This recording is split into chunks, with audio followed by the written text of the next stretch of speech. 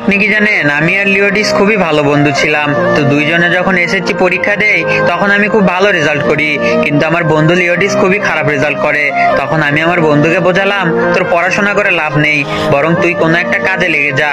তো কয়েক বছর কেটে গেল, আমি পড়াশোনা শেষ করে খুব ভালো একটা চাকরি করি, কিন্তু আমার বন্ধু সারাদিন কাজ করে যে টাকা পায় সেই টাকা দিয়ে তার দিন চলে না, তার একটা থাকার জায়গাও ছিল না।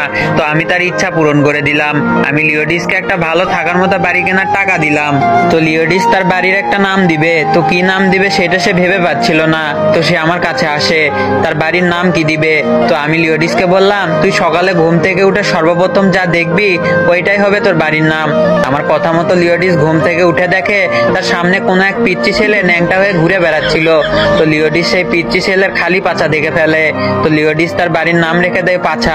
তো এইরকম করে লিওডিসের বাড়িঘর করা হয়ে গেল। লিওডিস একটা বিয়ে করে ফেললো, তো তার একটি ছেলেও হলো। তো লিওডিস আমার কাছে আবার আসে এবং আমাকে বলে আমার ছেলের নাম কি দিব। তো আমি আবারও বললাম, তুই কালকে সকালে ঘুম থেকে উঠে যা দেখবি সেইটাই হবে তোর ছেলের নাম। তো লিওডিস সকালে ঘুম থেকে উঠে দেখে ওই পিচ্চি ছেলেটাই ওখানে হেগে রেখে গেছে। তো তার চোখ সে হাগার উপরে পড়ে, তাই লিওডিস তার ছেলের নাম রেখে দেয় হাগা। এইভাবে অনেক দিন কেটে যায়। তারপর লিওডিস তার ছেলেকে বাড়িতে রেখে বাজারে যায়। সেই অবস্থায় লিওডিসের বাড়িতে আগুন ধরে যায়। তো তার ছেলেটিও ছিল তার বাড়িতে আগুনের মধ্যে। তখন লিওডিস তার বাড়ির এই অবস্থা দেখে জোরে জোরে চিল্লাতে থাকে, ওরে আমার পাছায় আগুন ধরে গেছে, হাগা মরে গেল রে, ওরে কেউ আমার হাগাটারে বাঁচাও।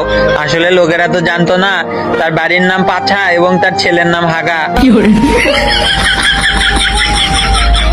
তো যাই হোক, আশা করছি ভিডিওটা আপনাদের অনেক মজা লেগেছে।